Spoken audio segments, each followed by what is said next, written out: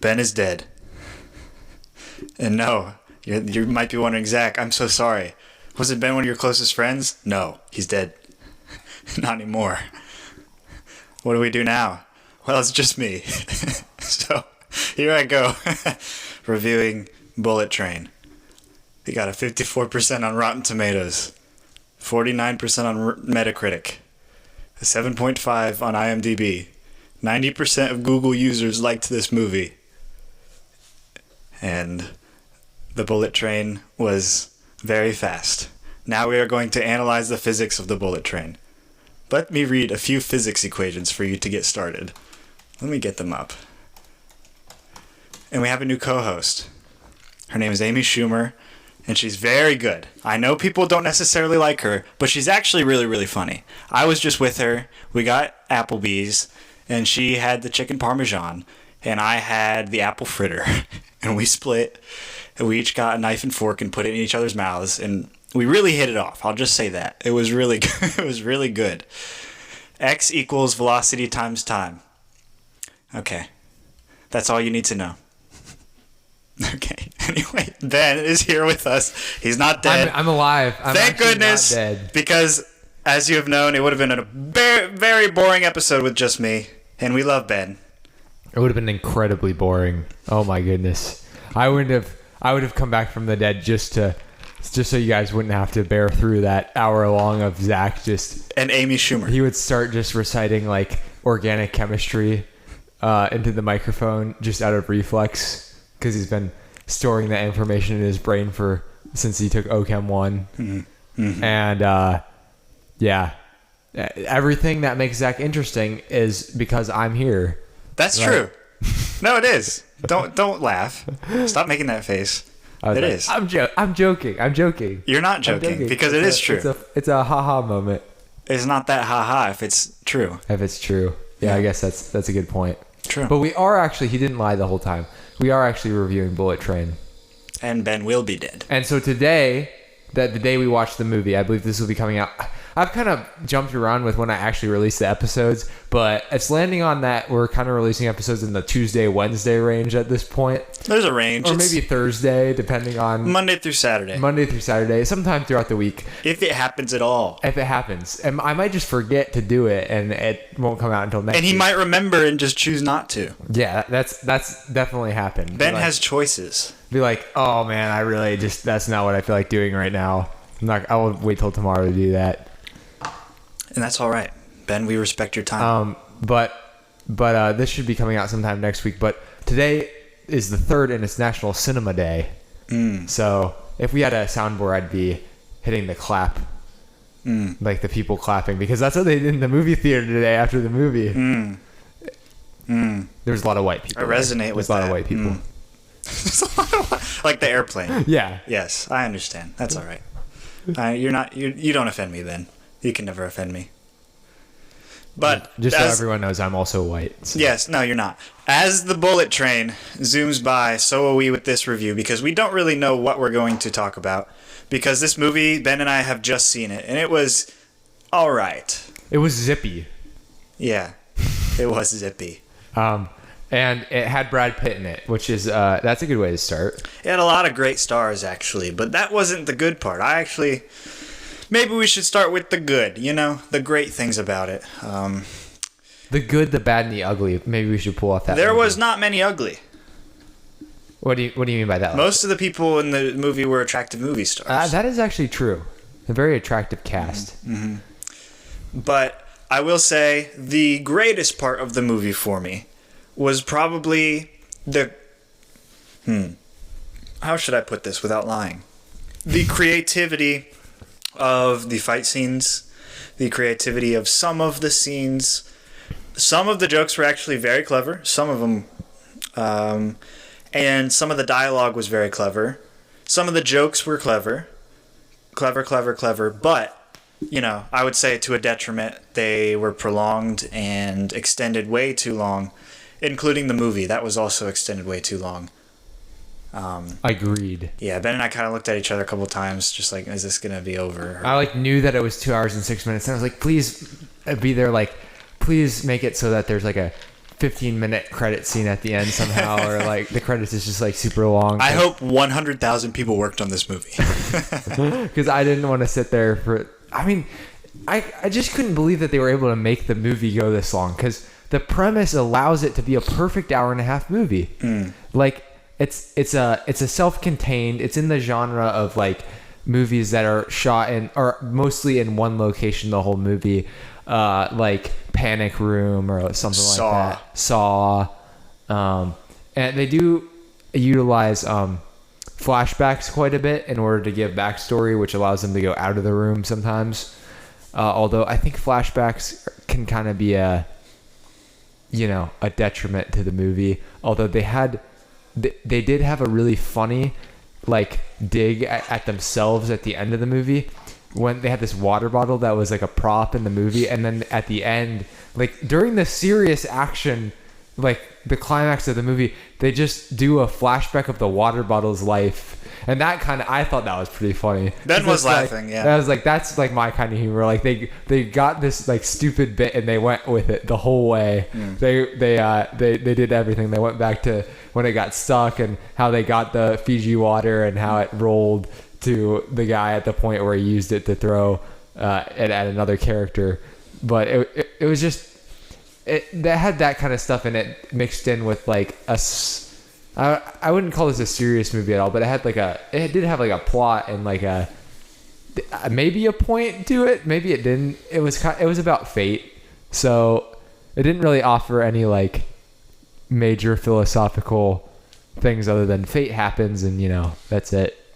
No, I'm still digesting it. I think there could have been a point, but no, they very deliberately did not make a big point. At least they had maybe a few sub points that were cliche jokes. But this is like a movie to me that is meant to be a comedy, I think. I mean, it is. Yes, it is. But it also tries to be serious in some moments and then cut straight to the comedy. Somewhat like a Thor Ragnarok or Thor Love and Thunder even would be a better example. Where it kind of just undercuts the serious parts. But it also does it on purpose, because you're not really invested in the characters, and they know that, and I don't think they care about any of the characters. No, I think most of the characters are supposed to be kind of like, none of them are really good people. It's like a bunch of people who are not good, like who have done bad things to each other, trying to all get revenge on each other at one time, in a sense. Like it ends up being a huge like setup by this Russian mafia boss who's in Japan running the underground scene. He's trying to set everybody up because of this whole thing where his wife got assassinated, and he pieces together all these things like the surgeon could have saved her, but this girl poisoned her, and I had to go clean up this thing in Bolivia, but these two idiots who are assassins named Lemon and Tangerine, they were out there messing with my stuff, and I couldn't be there. And then my son, he was in prison, so my wife had to go out, which is like, all this is like circumstantial stuff. And he's like, you have to take fate into your own hands and that sort of thing. His whole logic behind all this like elaborate setup on the bullet train. I thought that was really dumb. Yeah. Just like, it was such a circumstance. You're like, is this guy so dumb to think that it was actually their fault? Well, it's also like he's supposed to be the most heartless person of all time, right? But yet you're supposed to believe that he cares about his wife so much that it's like that he needs to do all of this. I mean, he killed his own son. Yeah. He put his daughter through a lot of bad things. Yeah. And he loves his wife, apparently. He's really compartmentalizes his life, I guess. Yeah. He's a true guy. Yeah, that's true. I guess maybe it's not too unrealistic. Man, that could have been us one day. I just need to grow out my hair. But yeah, I think the self-contained narrative was great. I think if it was, apart from the flashbacks, it was all in the bullet train, and I thought that was good, because you do get to see all the cars. You get to see the front and the back and the outside of the bullet train for different scenes and different setups. So it was pretty interesting. And there's a lot of I don't know, drama, maybe social drama that can occur. Surprisingly, with good writing, this was subpar writing, but with good writing, it can happen. Between all the different characters, then the audience knows more than the characters know. So as they meet each other, you're like, oh, this is cool. But then a lot of times it would subvert your expectations, like the little girl being the daughter of the boss, the big White Death, and the lemon and tangerine actually being brothers, and all these things that could have been easily predictable by the audience, but twisted a lot of let's just call them unintelligent people in the theater. Yeah. I don't know. I don't want to say that. No, I'm saying that they were unintelligent.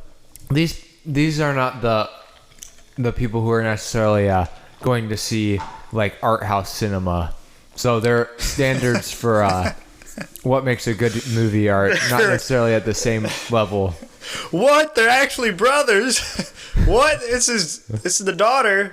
Yeah, it was like anytime there was something revealed, people would audibly like gasp. And it made me mad. And then somebody was like, "Oh, they're brothers." Were you not mad? I mean, yeah, a little bit. Do you get less mad than I do? Sometimes, like, with some of the jokes, it would be like, somebody would laugh so loud at a joke that I'm like, that's, like, kind of a funny joke. Did you want to tell them that they're laughing too loud, or no? No, not really. Okay. I was like, they're having a good time. It's National Cinema Day. See, I'm not as celebrative as you. I'm more cynical, and I felt the urge to, like, take action, but there was a couple times. There was one guy in the back in particular that I kept trying to look up at, just like make eye contact with him once. So that We're those guys at the movie theaters who are like, you have to have a serious film viewing experience. No, I'm not even saying that. I'm saying don't laugh at stupid things when I'm trying to watch the movie. Don't bring your kids. All right, take them to Minions or I don't know. They should not be at this movie. I just want to say no. It's this violent. movie was so violent. I was a little shocked. Now, and I've seen violent movies before, but this movie was like not the type of movie I expected to be this violent. It was kind of like over the top violence, like Kill Bill or something like that. It was like Kingsman. Have you seen that? I haven't seen Kingsman. It is just like Kingsman, exactly like it. Who fight scenes. Who directed this movie? David Leitch. What did he do? He did something else I just watched recently. I can't remember, but he. He's like the action guy. He does a lot of funny movies, I think. Oh, he's done Atomic Blonde. Yeah. And he did the first John Wick. Oh, okay. Did he actually? No, he was uncredited as the first. He co-directed John Wick, the first one. Yeah, weren't there like some secret directors for those? Maybe that's the deal with that. Now the stars. He also did Hobbs and Shaw. Oh, great. Now, does that make sense? It does. Now, the stars in this movie were actually pretty cool. The star was Channing Tatum and Ryan Reynolds, obviously. And Brad Pitt. And the Channing Tatum character. The guy, I forget who he... His whole thing was like... I didn't even really get the jokes, like the sex jokes he was making. Like, they didn't really make sense to me. Maybe it's because the one guy had a British accent. He's like, is this a sex thing? Is this a sex thing? Is this a sex thing? I don't know. I mean, I'll admit I did not understand it either. I was like, I didn't see anything that would make you think that. But no, I'm not gonna act like I know more. I don't. Yeah. So, and Brad Pitt. You had what's the girl from Deadpool was the poison girl, the wasp, or not the wasp, whatever. I haven't seen the second Deadpool either, but this guy did direct the second Deadpool, so it kind that's right. Yeah, she's in it, and a lot of great people. And that kind of helped it for me. Like when someone famous would just show up out of nowhere, like when Channing Tatum just showed up or Ryan Reynolds. Everyone's like, "Whoa!" They're like, "Yeah, it's great." It's like. Or Ryan Reynolds, yeah. It's like Doctor Strange opens the portal and Ryan Reynolds comes through. It's just kind of, it was great. But you're just kind of sitting there by the third half. The third half of the movie, you're kind of just really exhausted. Yeah.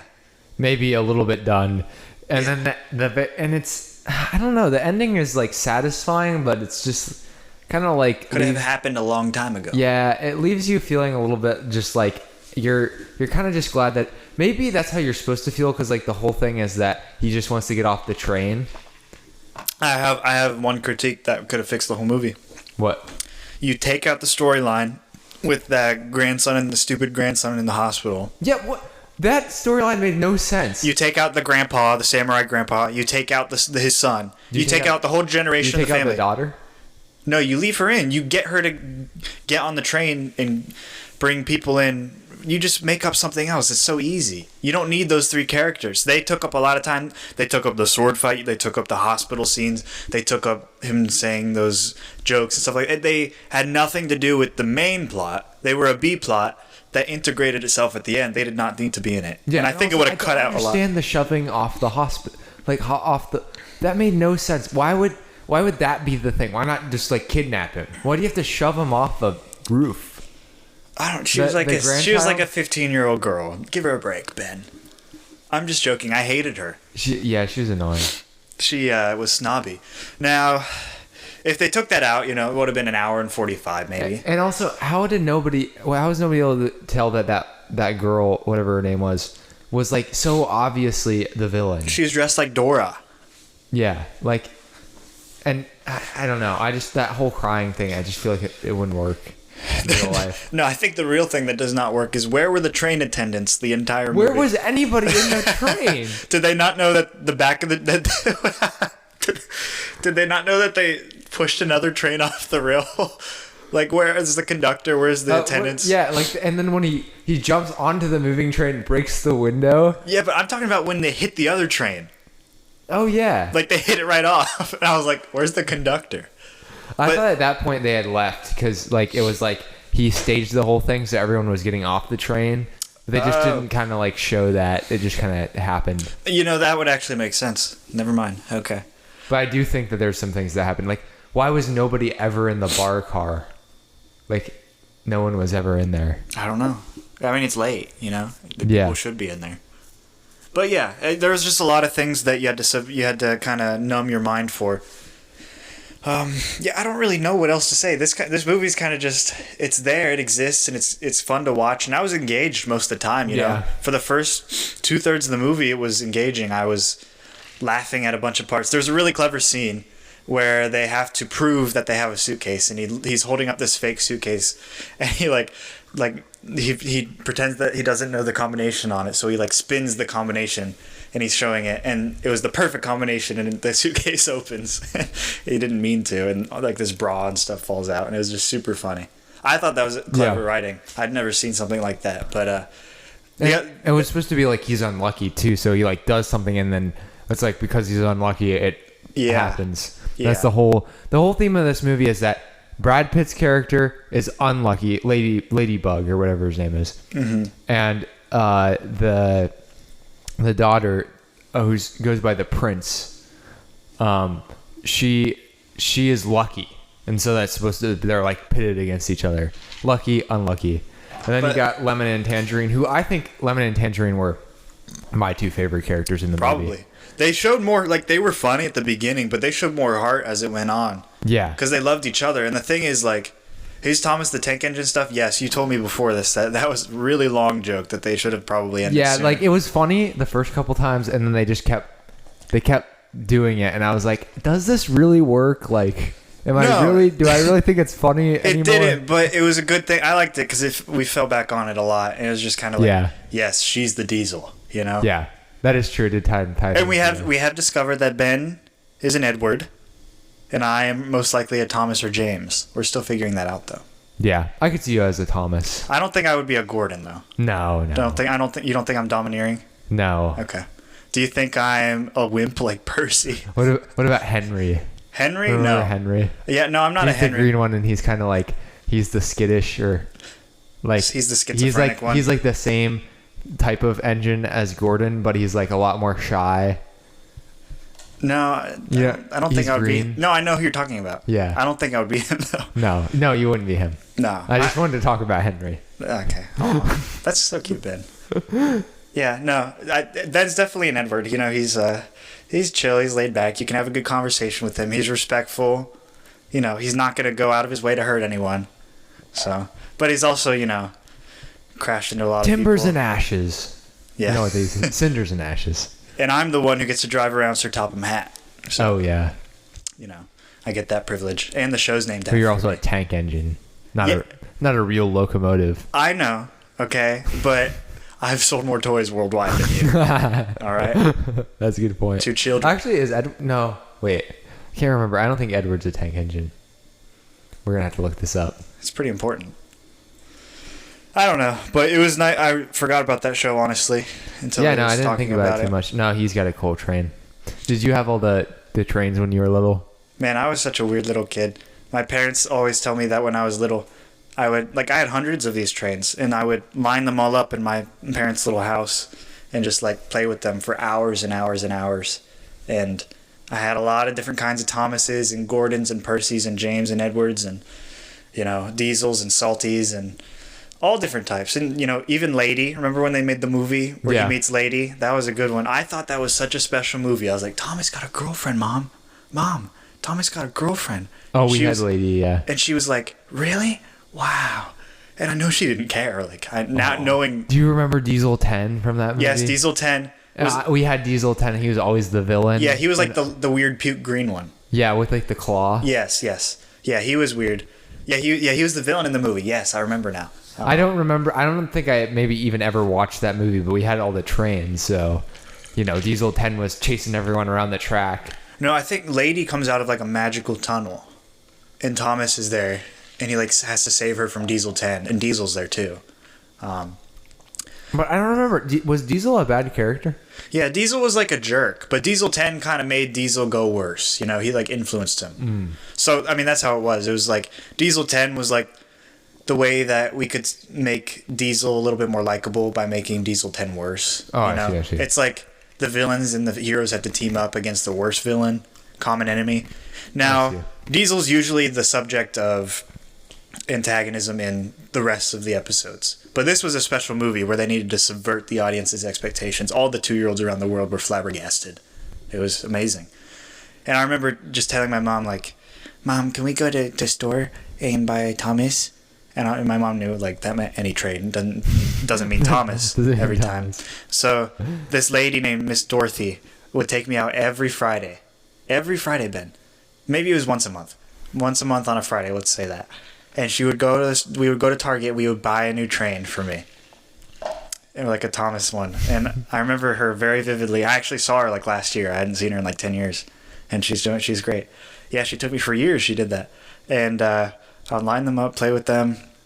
And I love Thomas. So maybe that's why I liked it more than you, Ben. I resonate with Thomas in the tanks. I'm reading the Thomas the Tank Engine wiki right now, and it's full of very interesting information about. Does he have a kid with Lady? Diesel 10. No, I don't know that that's the case. It's kind of a car scenario. It gets a little weird. Now they have. I know there was like some rumors going around where Thomas was a terrorist. Yeah, there's some memes. Yeah. Yeah. He like had a bomb strapped. Anything that's like harmless kid stuff gets turned into some dark meme. Like eventually. Elmo Or Barney. Barney's just weird, but. Well, Barney put that on himself. Yeah, I guess that's true. Yeah. But anyway. Elmo, yeah. Oh, also, Elmo reminds me of. I believe the "Don't Hug Me, I'm Scared" TV show is coming out this month. This month, yes. Yeah. Oh, Ben, yes. I forgot. I hope there's a way to watch that. I did forget. Somehow. Now, that is a puppet show that we've highly recommend children to watch. Yes. Specifically children. Yes. Adults, you might not understand it. These children will. That might actually be true, though. Children understand more things on the internet than adults. I think it's on Channel 4 on the BBC, so I kind of think that you might be able to watch it. Don't Hug Me, I'm Scared is going to be on actual TV channel? Yeah, yes, but it's a British TV channel. Yeah, but is it going to be on streaming? That's what people use now. Yeah, so I'm gonna look into that. I'm gonna look into that. I'll look into it because that's important. But yeah, I think the Thomas stuff. There was a mascot that they had. It was like Momongo, or something like that. Oh yeah, that was cool. I thought that was funny. It's just like a little kid's and then car. Ended up being a character. Yeah. In the movie, and that was obvious too, because at the beginning she doesn't want to give him the suitcase. It's just like, oh yes, of course that's a character. But then when she unmasks herself, the lady next to me was like, oh my goodness. I was like about to hit her. Hit him. You couldn't have seen that coming. Yeah, it just made me mad. Like, just imagine Ben being when the first time you see that, like, oh my goodness, I didn't know this entire time. If that was you, Ben, we wouldn't be doing this podcast. Yeah, we'd be like, Ben, Just hang it up. Hang up the microphone. Yeah, hang up your heart. Just put it on the rack. Take off your socks and put your feet in a bath and just cut them off. Anyway, no, it was cool. I think the fight scene, especially when they crash the train at the end and he like falls right on it. I think it's just some clever. How did everyone survive the crash at the end? No, it's fate, and it's just all unrealistic and stupid and silly. Maybe that's why we don't like it, Ben. Maybe it's because we were hoping it would be a little bit more cool and serious and not like kiddish. Yeah. But like it was also very violent. I don't know. It's a mix. Well, I don't know whether it's that, because I feel like it has a lot of elements that are like should make for a good action comedy, but there's just not enough good elements. What other elements could there be? That's what I'm saying. There's not anything else you could do with this movie that would make it better, but just shorten it to an hour and a half. Shorten it for one. So would that be the only solution, though? I like your idea of getting rid of those characters. Yeah, I mean that would shorten it. That takes out the whole like Japanese plot of the movie, though. But I was just so bored with those characters and the whole samurai. Yeah, maybe it just doesn't know what it wants to be, because it's like sort of a mystery, sort of a action thriller, sort of a revenge story. It's like trying to be everything. And can't be everything. And it pulls its influences like Kill Bill and like the swords. Train to Busan. I'm just making that up. I don't actually know whether it bases anything off of that. It's but not. I would guess that there's a train involved, so maybe somewhat. Yeah, it's not. Something you can just say random movies and you're like, well, this movie was based off Seven Samurai. It's based off 8, or was Super 8. Super 8. It was based off Stranger Things. It was based off... No, I swear there... Secret Life of Walter you know what movie Mitty. it kind of did actually remind me of? The movie we saw earlier this year. Everything Everywhere All at Once. Connectedness, yeah. How it reminded me of it was some of the stylistic choices, how colorful it was, and how they like sped up and slowed things down sometimes. Is this A24? It's not. Okay, that makes sense.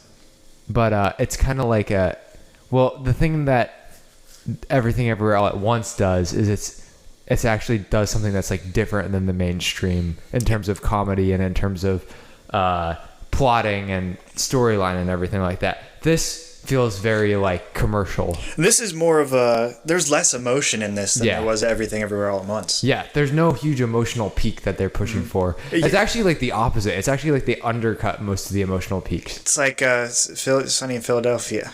Yeah. Except less. Yeah. Less. Yeah. Less random, I'd say. I see that. A little bit more structured. More structured. But like at the end of the movie, you're like, well, most of the characters died, and then the ones who didn't ended up killing other characters who they didn't like. Yeah. And it was like you get this whole, and then there's all it's really about is karma and fate and stuff that's not really like that interesting to talk about in movies. So yeah. Maybe because this was on. If you've listened to my watch list or our watch list, we talked. Was this on your list too? It might have been. This was like high up on my list. It's severely disappointing. Yeah, I think it disappointed what I thought it could have been. For my list, though, of the year, this was in the top 5 or something, and I was so excited, or 10 maybe. So it's severely disappointing that I'm considering not even liking it for it to be on my list. And I've been pretty disappointed by a lot of movies this year. You know, haven't you? Yeah, well, I've watched more movies, like more new movies this year than I normally That's what do. I mean. Like the movies we said were coming out this year. Yeah, and I feel like a lot of them I haven't been that excited by. Because just looking at a list, the only movies that I'd consider to be like good that I've watched from this year are... why is Doctor Strange rated a 4? Anyway, are Everything Everywhere All at Once and the Batman. And I guess Top Gun maybe, but... Batman met my expectations. Everything... whatever, actually superseded them. Everything else, Doctor Strange and Thor, were both way below what I expected. Although my expectations weren't even that high in the first place, especially for Thor. That one was more disappointing for me. And Lightyear was not that good. No, but I did not expect... people had told me it was bad before. But like last year, if they said that, I was so excited. Chris Evans, yes, I love Chris Evans, but no, it was terrible. Another movie that was good is The Black Phone. That was good. It superseded my expectations because I didn't know what it was about. Yeah. I had not watched the trailer. I think it kind of met my expectations. Yeah, but maybe I was expecting low, so it superseded. Now, Avatar comes out December. We'll be reviewing that. We basically got a rundown of all the movies that are coming We out. did. There were a lot coming out. Black Panther. I'm excited about the one, you might have missed it, but Amsterdam. Yeah, I know. I with saw that. David O. Russell. That's on my list. Yeah. They didn't put Oppenheimer on there. Well, that's not until next year. It isn't. Not until next. But there's July 2023. Geez, they put the trailer out so early. Yeah, well, they're trying to get people hyped for it. It's Okay. Nolan. Okay. Yeah, well, Amsterdam looks good. Robert De Niro and right? Is it De Niro? Yeah, I think so. And Don't Worry, Darling. I do want to see that one. I'm not sure that one I'll be like whether I'll like it, but I'm excited for it. Amsterdam or Darling? Darling. Okay. Amsterdam has Christian Bale, Margot Robbie, John David Washington, Anya Taylor-Joy, Michael B. Jordan, Robert De Niro, Rami Malek, and Taylor Swift. Oh, Rami Malek. What a cast is that? What is Taylor Swift going to do in there? They're just throwing her in there. They put her like second, and she probably is going to be in there for like one second. Chris Yeah. Rock's also in it. Mike Myers. Yeah, lots of people. That would be cool. Definitely an ensemble cast in that movie. Yeah, that'll be really cool. But I think was my number one hype Avatar? It might have been. It might have been.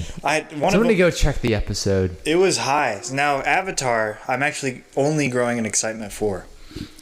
I had said this before on my previous thing, listen to it in depth, but James Cameron's been working on this for a long time. He has all the sequels already planned, and the first one was pretty good. You know, it wasn't, I wouldn't call it a masterpiece, but it broke ground. It was great, especially in the visual realm. Now I'm excited to see, this movie has to do something in the visual realm that's crazy, doesn't it? You'd think. And is he going to do it 4 more times? I don't know. We'll see. It could suck. It could be like the new Star Wars. I was excited for Force Awakens. You know, it looked really good in the trailer. Yeah. But it was, okay. And this might just be okay. And if it is, then James Cameron ends on a low note, which sucks because the last films he's made have been like the 3 biggest movies ever. Ever. Think about that. Like, What was it? I don't remember. Avatar, Titanic, some other movie. Whatever. It doesn't matter. And he's left on a high note. Terminator. And it's been on 2. a really, really big. think. It's been a long time since he's made a movie. Like 14. Was it 14 years maybe? And it's just like, Yeah. wow. Like, I'm really excited for this guy. This guy is coming back. If Jon Favreau were to make a movie, I would be excited. Another one. Recent. What's the last one he's made? I don't Chef? I don't know. But that's like my excitement is in James. Yeah. Mr. James. Please actually live up to expectations. Yeah, and that's hard to do right now, With Yeah. the Lord of the Rings show coming out and House of Dragon, you got lots of follow-ups to big franchises that will ultimately fail. We know that. Everything has failed in their sequels. Except for Top Gun Maverick somehow. Yeah, no, that is a rare exception. I have not seen a big commercial successful sequel. That's No, the okay, I biggest shouldn't one. say commercial. But there's a reason for it. And I don't want to say too much actually, because we're actually planning to cover both Top Guns in the near future. So I will leave my theories as to why it was so successful for then.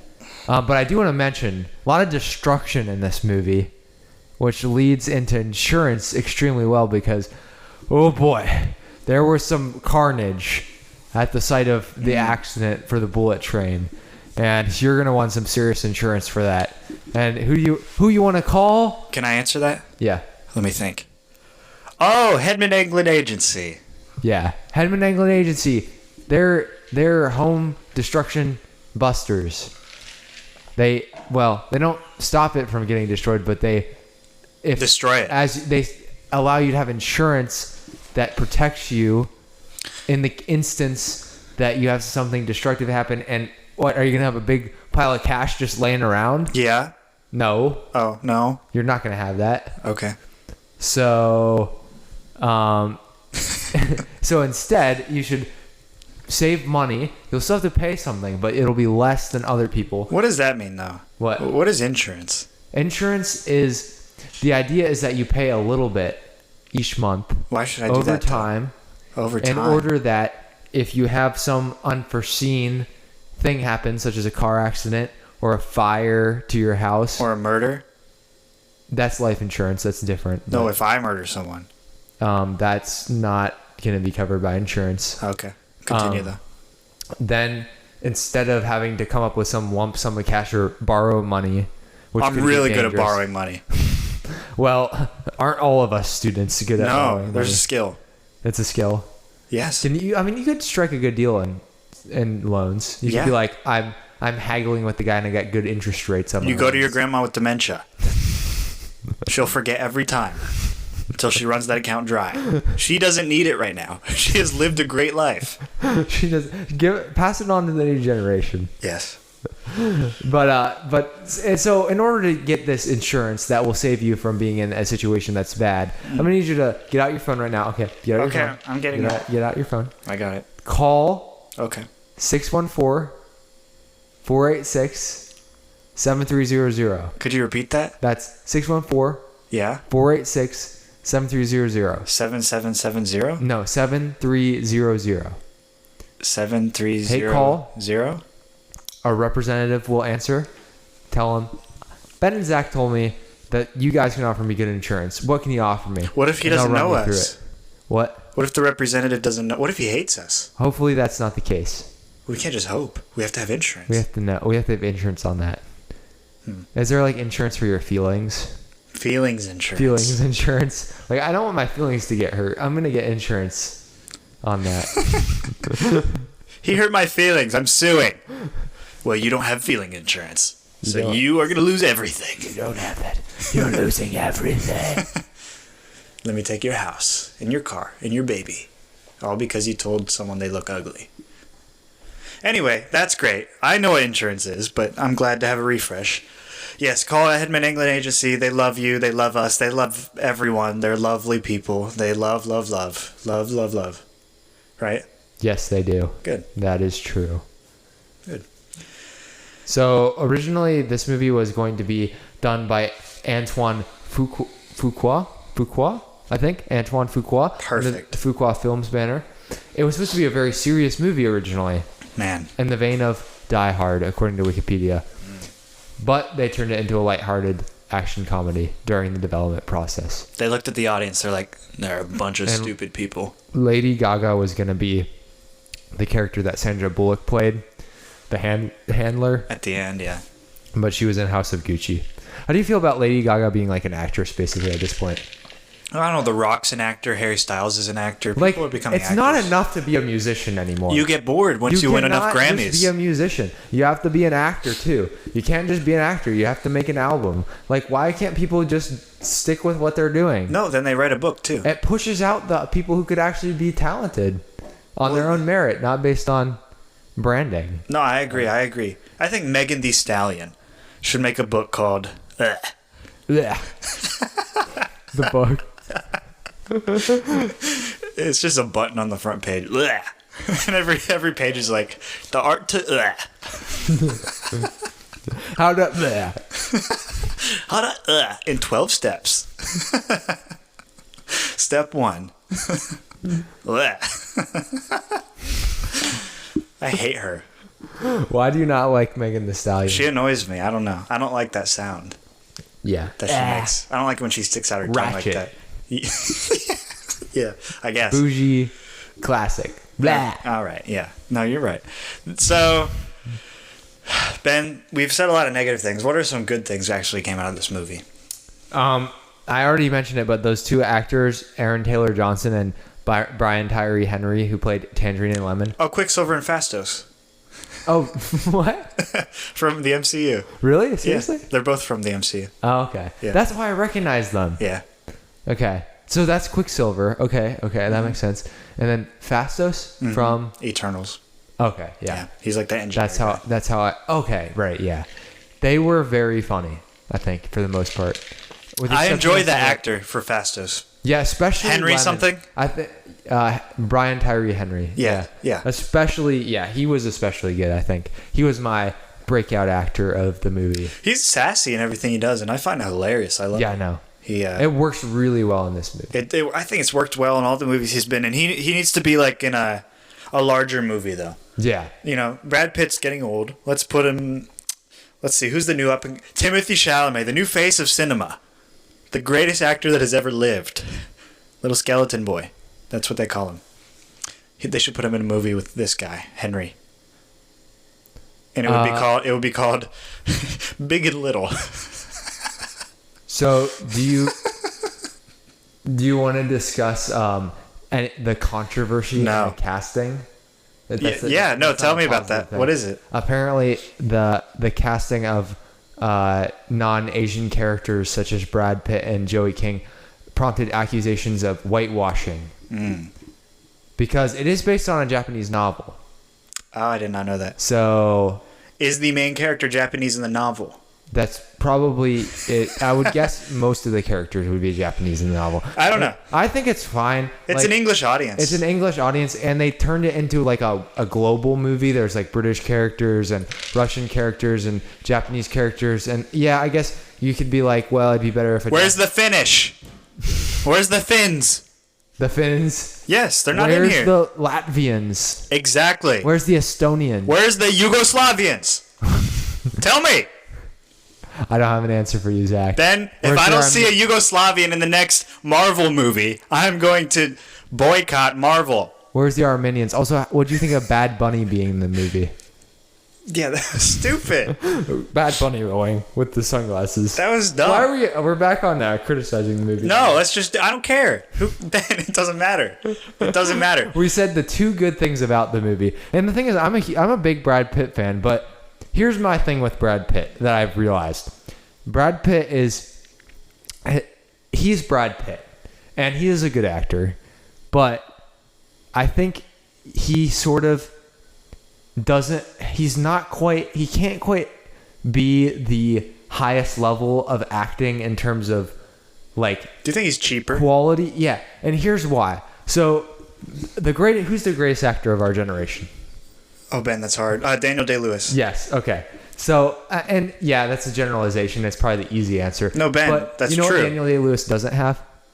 He doesn't have a public image other than being in movies. He doesn't. He's a blob in my face. You know what Daniel Day-Lewis does when he's not in a movie? Yes. I have no idea. He just goes off the face of the planet. The only thing he does is like grow facial hair and go be in movies and then say he's retiring and disappear for 10 years and then unretire to be in some movie. Do you think there's a better actor than him though? I can't think of... Well, that's the thing. There's not a better actor than him. Joaquin Phoenix. No, he's not better. Really? He's not better. You don't think his depth is better? I don't think Joaquin Phoenix has the range that Daniel Day-Lewis has. Okay, but we're talking about range, though. How valuable is that? Range is extremely valuable. I mean, in terms of the full spectrum of an actor? I think Joaquin Phoenix is kind of an actor who is more typecast. But what about... Okay, no, you're right. I agree with you about Joaquin. But range in an actor... But maybe Willem Dafoe. I might go with Dafoe over Joaquin Phoenix. Well, Willem has a lot of range, too. That's the thing. So, I don't know. It's hard because range is great. But if you have a really, really good actor in a really specific role that they do way better in than anybody else, I would say he's a better actor because of that specific thing that he's in. I don't know if actor has to be range. You know? Yeah, but I think that... I guess that's a good point, but Daniel Day-Lewis is like exceptional, and he puts his whole heart and soul into like everything. And I agree. That's why I said him. But yeah, I don't know. I still think he's the greatest of our time right now. You could think about like another guy that might pop into people's heads would be like Tom Hanks. No, but I don't know. There's just and he also has range. He can play Mr. Rogers, and he can play the one guy in Catch Me If You Can. Yeah. But I think the thing that sets Daniel Day-Lewis apart is his selectiveness as well. He's extremely picky with his roles. There might be like one movie that he did that was like kind of didn't turn out as well. I will say one of my favorite actors right now is Pedro Pascal. I think he has potential to be really, really good, but he's picked a lot of crappy projects. He's picked Wonder Woman and, stuff like that. I think the other thing is I think Daniel Day-Lewis got his start in more theater, which I wonder gives you an advantage when you start thinking about best. Is he more sophisticated? Because he might come across as more sophisticated than like a Hollywood actor. No, I get that. That makes sense. But yeah, I think it's Daniel. You could probably point to some like obscure indie actor or something who you're like, this guy's really good, but just because he's in like a artsy movie doesn't necessarily make him better than everyone else. I agree. There's a lot of factors and a lot of different definitions of what a good actor is. But yeah, the one that came to mind was Dan.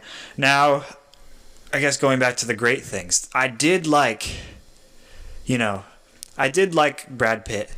I thought he was good, but as you were saying, and I cut you off, and I'm sorry, Ben, I apologize. You forgive me. I forgive you. Good, great. Now, he didn't really go that deep into his character. He's kind of like this cheap character who's looking for meaning in life. He's depressed. He's going to a therapist named Brad. And I just really didn't like it. He's the main character, Ben. And he's just like, I don't know. Do you get that? Like, yeah. He was the main character, and we're supposed to rely on his emotional depth. It's like he is just supposed to be a person filling in for the main character role, and everyone else, I don't know. You're right. He doesn't have nearly as much emotional depth as pretty much anybody else in the movie. Exactly, and we had the most screen time. Well, one of the most screen times with him, and he's just funny. He doesn't say a serious line in the movie. When you have the main character, it's like it's like Cars 2, where Mater's the main character. Yeah. You know, it felt like that, just hollow. Like like Mater, Larry the Cable Guy. I'm sorry, you don't have emotional depth through Mater. I'm sorry. Finn McMissile had more depth than you. Sally had more depth than you, and she's in 5 minutes of that movie. 5 minutes. Yeah. Yeah, because even like the prince, the girl, she like cried in one scene. Yeah. We just get nothing from. And we don't care about her too. So it's just like, who are we supposed to care about? I cared about the twins, Tangerine and Lemon or whatever. You did too. You want to know why? Because they had depth. They had serious moments. They had funny moments, not just funny moments. Yeah. Well, another thing that I think is like everybody liked Brad Pitt at the end, sort of, and he like killed like 3 people, not on purpose, but like, I don't know. I don't have a problem with that. Yeah, I don't care. It was a weird circumstances. No, I don't care. Forgiven. Yeah, yeah. You like. There's not a way to describe it other than cheap. Yeah. Really, like McDonald's, but not McDonald's. Like Cane's. Cane's. If you eat a lot of Cane's, you get sick. That's true. Cane's is good, but you can't eat it too much. Exactly. Like, you love the cane sauce. You enjoy it. You laugh during the movie. You enjoy it. But if you eat like a six finger combo with double bread instead of coleslaw, you're gonna get a stomachache. You're gonna go straight to the toilet. Really, it goes straight. It doesn't settle. You don't digest it. It just slivers through you. It's disgusting. Yeah. It's grease. The grease helps it. You slither down. Huh. Yeah. That's a good way to describe it. It's a popcorn movie, as Sean Chandler would say. Yeah. No. Yes. Thank you. Yes. Okay. I was thinking cheap. Something I was trying to figure out. Yes. Thank you, Sean. This whole time, I let you talk just to say one word. It's frustrating. From Sean Chandler. No, Sean Chandler's he's amazing. We love him. We would love to have Sean Chandler on the podcast. No, he's awesome. We Maybe should email he's him. our guy to email. Oh my goodness. We had this situation. Shout out Orthopraxy podcast. Oh yeah, sure. Can we tell this story? Yeah. Is this like official? Like that we can say this, or is it? No. But let's just say someone. Let's just say someone. So Orthopraxy is a podcast about living out the Christian life in like a practical way. So instead of orthodoxy, which is like theology, it's like how do we apply that to our daily lives? Mm-hmm. Anyway, they got a big name in it's a big name, yeah. The Christian, especially the Christian circle that we're in. He's a big name. Yeah, and he's in probably 3 or 4 big circles. Yeah. And he got the guy who does this. He got this guy to come on the show just by emailing him. And so we were like, maybe you can never underestimate the power of a good email. Sure. So that's just an inspiring story, and we'll shout out that episode when it comes out. Well, we should. Yeah. We should just link the podcast. Yeah, in the episode description. Sure. Because there's just never make too many friends in the podcast world. So true. We're always trying to be on everyone's good side. We are good friends with 2 podcasts now. Yeah. Right. Good close friends. Sure. I mean, sure, if you want to say that. Yeah. But now the time that has come to do our newsstand It's news. It's the stand. It's newsstand. Dun, dun. This is okay. So today, I have a little article.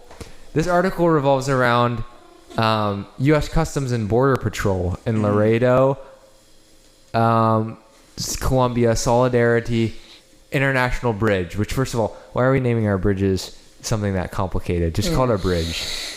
So it goes. It connects from Laredo, Texas, over the Rio Grande, setting the scene, with the Mexican state of Nuevo León. Well, in this shipment, there were a bunch of baby wipes. Normal shipment. Mm-hmm. Turns out that these baby wipes were no normal baby wipes.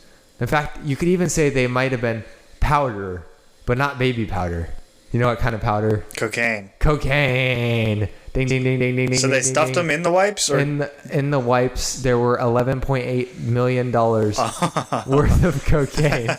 So that would be 1,532 pounds of cocaine in the baby wipes. Imagine they just forgot and they sell them. I mean, I just don't know. Like, how do you expect this to work? Because drug sniffing dogs can sniff through baby wipes. Do they have that as a custom? For every border patrol, do they sniff? I don't know. I mean, you'd think. You ever been down there? No, I have not. I've been up. I haven't been down. This seizure is a prime example of border security management and how it prevents dangerous narcotics from reaching our communities. Well, that's extremely descriptive. Alberto Flores commenting on the situation. So I guess they suspected it of narcotics. It's just... you just never really know what they're going to try to do to get drugs over the border. I'm just imagining. They forget and they sell it. And it's in a baby's RS. Yeah. And they buy it. And she goes home and she's wiping her baby's butt. And in her butt is just cocaine. And the baby... The baby started to act a little weird. No, you rub... Like, the baby has snot. So you use this rag to wipe the baby's nose. Oh, no. And the baby's like... And now you have a coke addict for the rest of your life. The baby's eyes are all red. No, that's just bizarre. Yeah, I don't know how you think that would work. I'm assuming the dogs are heavily involved in these processes.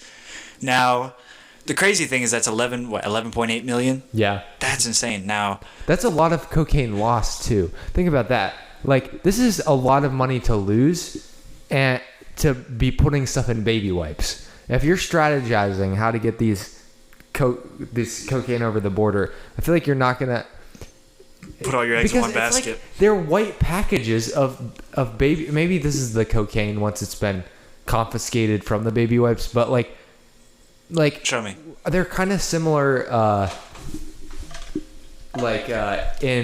in design to what you would imagine cocaine being packed in, right?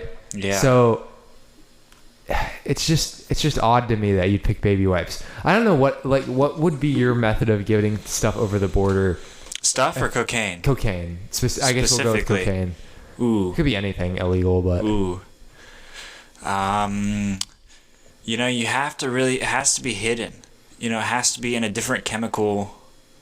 It has to be in a different chemical formula almost, but before you get it there, maybe the ingredients. You have to have some way to, make it difficult to smell. I don't know how the scent works with drug sniffing dogs. I'm going to be honest. I don't really know how that process works. But it seems like if there's a way to block that, to enwrap it in something that... No. There's nothing you can do. I'm guessing there's not. I mean, they would have done it by now if they could figure it out. Yeah, and I'm guessing that there's just not. Yeah. It's probably potent. Right. And the dogs are specifically trained to sniff. Well, it's because they like it. Yeah. They go towards it. They're like, this is great. I love sniffing this, But they're like, now I know why the humans do it. But I would probably send over the ingredients, I don't know what I've made pure cocaine in my lab once. Pure cocaine. And it wasn't white. I forget what it was. So I don't know how it works. That's like the little baby song, Pure Cocaine. Sure, whatever. And I don't listen to that crap. Yeah, like if you could liquidify. What is it? Yeah. Liquefy. Litigate. No. Liquidate. Litigate. Liquidity. Liquidify. I'm serious. What is it? I don't know. I actually don't know. Liquefy. Liquefy. Liquefy is what I it would is, probably yeah. liquefy the ingredients and carry them over in buckets of grease, like good old Gus Fring or something. Yeah. You know? No, I mean, that's the thing. They made Breaking Bad. Now they ruined everything as far as what you need to do. Do you think the Border Patrol was like, whoa, we did not know that they were doing that? Do you think? In what? Like they're watching Breaking Bad. And they were like, whoa. This is new. Do you think they're so stupid that they are watching? Los Pollos Hermanos? They're watching Breaking Bad and they're like, they can ship them in trucks? What? We haven't been checking the trucks. We have been checking the chicken trucks. Yeah. The We just let them batter. go by. McDonald's.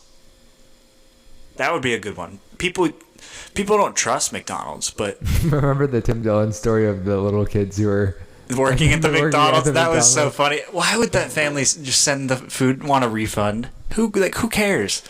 That made me so mad. Let the kids work. I agree with them. Anyway, just listen to Tim Dillon if you hate yourself.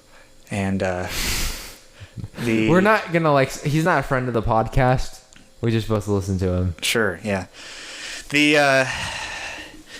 That's tough. So, if I were to ship other things across the border, I would probably not use trucks. I'd probably use the trucks is like the way to do it in bulk, right? So if you're gonna move things, you got to figure out like another way. Like, are there canals that I could go through from New Jersey? Secret tunnels, Sure. perhaps. Yeah. Maybe. What about Submarine. flying something and accidentally dropping something out of a plane into the desert? I feel like they would shoot it. Yeah, that's true. But if it's like a desert that nobody's at, Yeah. But The- I feel like they would know that you flew over the border. and they would know that. They have eyes on that sort of thing. Yeah, and you gotta go out and get it from the desert and still walk over the border. No. You're saying Well, drop you have it. to have people on the other side. You're saying drop it in Arizona. Yeah. Yeah, they or would New follow. They would Mexico. track you. Yeah, they definitely would. If you're unidentified, they're just gonna shoot you down. Right. That's Yeah. a UFO. Technically, they would be right. Do you believe in UFOs, Ben? Do you believe? Are there objects in the sky that people have not identified? I mean, yes. No, there are. Ben, you're the one I'm talking about. You know. The aliens? Yes. No. No? I don't believe in that. Okay. I'm not Alex Jones. No, you're not. You just don't open up the possibilities. But yeah, I don't know. What would you do? I don't know. I feel like every idea I've thought of has been thwarted by your the only thing you could do is somehow try to make a stronger scent, but I don't think that's gonna work because So you think it's the dogs that do it every time? no, but I think they could still figure it out without the dogs. That's the thing. Yeah. There'd still be some way. They just if they're like, oh, the dogs, it's something's throwing them off the scent. They would just They have to rip have some everything type apart. of sensors too. Yeah. Some type. Like a sand sensor. When you go through the airport, they scan, and if there's sand in there, they have to test it on these strips with these liquids to see if it's cocaine. My mom brought sand from Hawaii back. And Why? Because don't ask.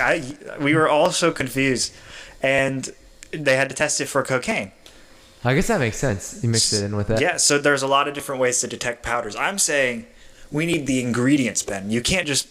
It's so easy. Better ingredients, better cocaine. Yeah. Well, the ingredients of cocaine are a little bit different. I wonder what the raws are.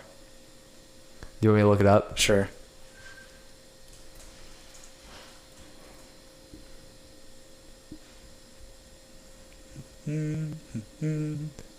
What is cocaine? Do you remember the song? It's from coca leaves.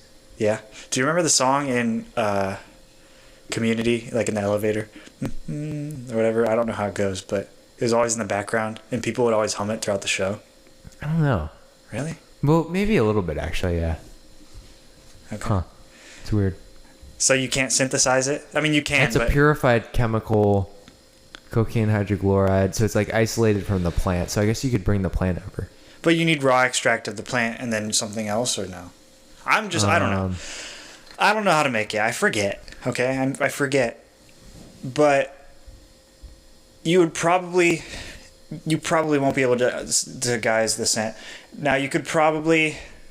Another thing is underground. You were saying, like, you could fly above. But a submarine, if you have tunnels underground or something like that, this is really a question of how do you get past the Border Patrol more than cocaine specifically. You could kill them all. Yeah, I mean, yes, but then you would create more problems. I know, but you that's... can't just, like, kill the Border Patrol without anybody knowing about it. Well, I know. It's the most practical, though. Yeah. Like, in the moment. Well, for in the moment, Yeah. yes. For if you're just trying to get over the border and not trying to, like... We're not thinking long term. We're thinking about the specific situation. Okay, then, yeah. You could definitely probably outgun a border patrol. A singular Border Patrol. Do you think they have, like, turrets? Do you think it's like Balloon's tower defense? I don't know. Do you know what that is? Yes, because I know somebody who's a successful YouTuber doing Balloon's tower defense. Ryan Mahalik, YT, I think, something like that. Okay. So now we're just shouting out everyone we know. Sure, why don't we just let everyone... 30,000 subscribers trying to get to 100,000. Wow. Where do you know him from? Cross country. Oh, nice. That's a lot of subscribers for Balloon's tower defense. Yes. It's a lot of subscribers. That's actually hilarious. Oh my gosh. Yeah. Okay, I didn't know people still... I mean, yeah, that's... I remember playing that a long time ago. I'm glad. I like the game. That's cool. Good for what's his face? Whatever. YT, whatever. Go watch it there. Yeah. I mean, I guess that's all I have on this situation. I don't know. Yeah. I think we can pretty much wrap this guy up. Well, we agree we should just kill them. Yes. Okay, great. I'm content. This is a completely hypothetical and theoretical situation. I mean, we're not going to kill anyone. Condoning but like doing anything like even this. You as the listener have to agree. For this specific, if you were to as a man, no, okay, sorry, I'm not even going to say that. That's not great. If you can compartmentalize that this situation is by itself without unintended consequences affecting any other area of your life, killing them would be the easiest way to get from point A to point B. Yes. Now, if you're smart, you'd think in other areas, but we're not thinking about other areas specifically. So we gun them. Yeah. Or something else. You never know. Ray gun. Or use sleeping... Or shrink gun. Or sleeping powder for their Fiji water. We put laxatives at all the bathroom. They're in a line in the bathroom. They're all going to the bathroom. They can't stop the drugs from coming over the border. Oh, no. Yeah, I mean, you can't do anything, can you? I mean, if you're crapping your pants, you can't protect the border. Yeah, you can't. I guess not. Practical ways. It depends on how many... Well, then I choose that. I feel like I would get in less trouble saying that than killing them. Yeah. Okay, I picked that. All right. Well... I'm content. Are you content? I'm content. Okay. That's fine with me. I'm content. If I wasn't content and you were, I would become content. Right. So, sir. Yeah. I'm content to close the vault then. Sure. How do we want to do this? Oh, man. I don't know. How about I just clap? I haven't done it. Ready? 3, 2. Woo!